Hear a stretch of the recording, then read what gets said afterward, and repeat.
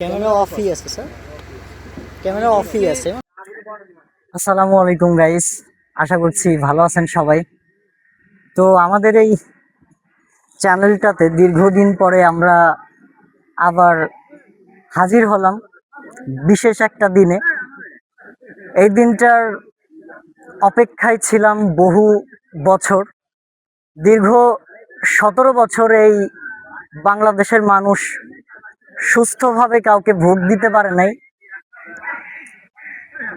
সবাই জানেন যে দিনের ভোট রাতের বেলায় দেওয়া লেগেছিল। তখনকার সময়ে চাপে পড়ে হোক বা মনের গরজে হোক, যে কোনোভাবেই মানুষ তখন দিনের ভোট রাতের বেলায় দিয়েছিল। তো দীর্ঘ 17 বছর পরে রাতে যারা ভোট দিয়েছিল তাদের সামনে যে দিনের বেলায় ভোট দিচ্ছি আমরা, সেই বিষয়গুলোই আপনাদের মাঝে তুলে ধরব। বাংলাদেশের মানুষ সাধারণত উৎসব করে দুইবার, কিন্তু তার পাশাপাশি যে আরেকটা উৎসব থাকতে পারে সেটার সম্পর্কেই আপনাদেরকে দেখানোর জন্য এসেছি। তো ভাই, এবারের ভোট সম্পর্কে আপনার কিছু বলার আছে? অবশ্যই। এইবার সাধারণত এর আগে আমাদের ভোট কে দেছে এইগুলো আমরা জানতাম না। এইবার পুরোপুরি সবাই যার যার ভোট দিতে পারতেছে। সাধারণ মানুষ উপস্থিতি অন্য প্রায় 20 বছরের ভিতরে এত মানুষের উপস্থিতি কেউ দেখতে পারিনি। এইবারই স্বতঃস্ফূর্তভাবে মানুষ ভোট দিচ্ছে। বেশিরভাগ মানুষ ন্যায় ইনসাফ বেছে নেবে এটাই আশা করি। সবাই চাচ্ছে যে সুস্থ নির্বাচন হোক, সুস্থ মানুষ ক্ষমতায় আসুক, যাতে দেশ পরিচালনায় কোনো ঘাটতি না থাকে। আসলে গাইস, এটাই সত্য কথা যে বাংলাদেশের মানুষ হয়ে বাংলাদেশের মাটিতেই আমাদের চোখের সামনে যারা অন্যায় কাজ করবে তাদেরকে কিছু বলতে পারবো না। নির্বাচনের সময় যে সুস্থভাবে নির্বাচন দিয়ে উৎসব মুখর পরিবেশ ফিরিয়ে আনা যায় সেটা করতে পারবে না, এগুলো তো আমরা মেনে নিতে পারবো না বা পারি না। আমাদের সকলেরই উচিত আসলে ন্যায় আর ইনসাফের পক্ষে থাকা।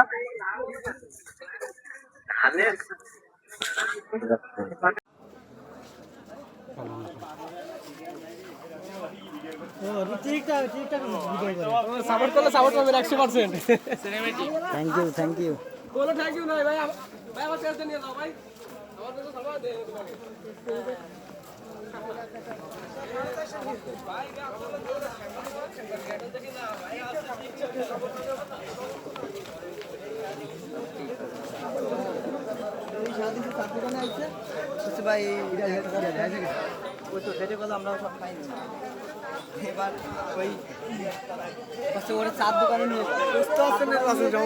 কি অবস্থা কাকু?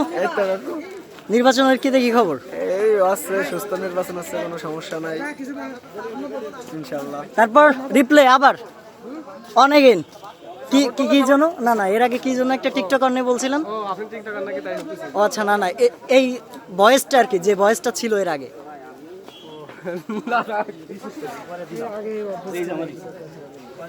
আসলে ওনারা বলতেছিলেন যে প্রথমত ভাবছিলাম সাংবাদিক, পরে দেখে হলুদ সাংবাদিক, তারপরে বলছে যে না আসলে টিকটকার ছিল। তো আপনারা যেটাই বলেন না কেন, নির্বাচন যে সুস্থ হইলে উৎসব মুখর হয় সেই বিষয়টাই এখানে দেখতে পাচ্ছেন।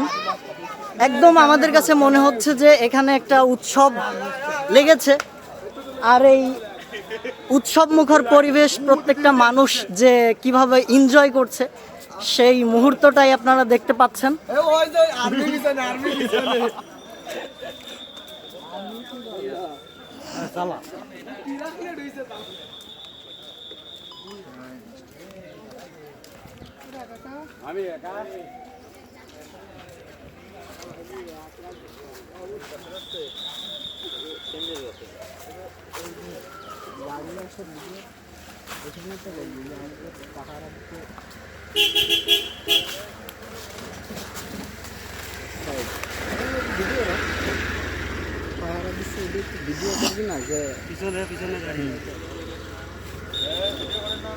ভিডিও করা যাবে না?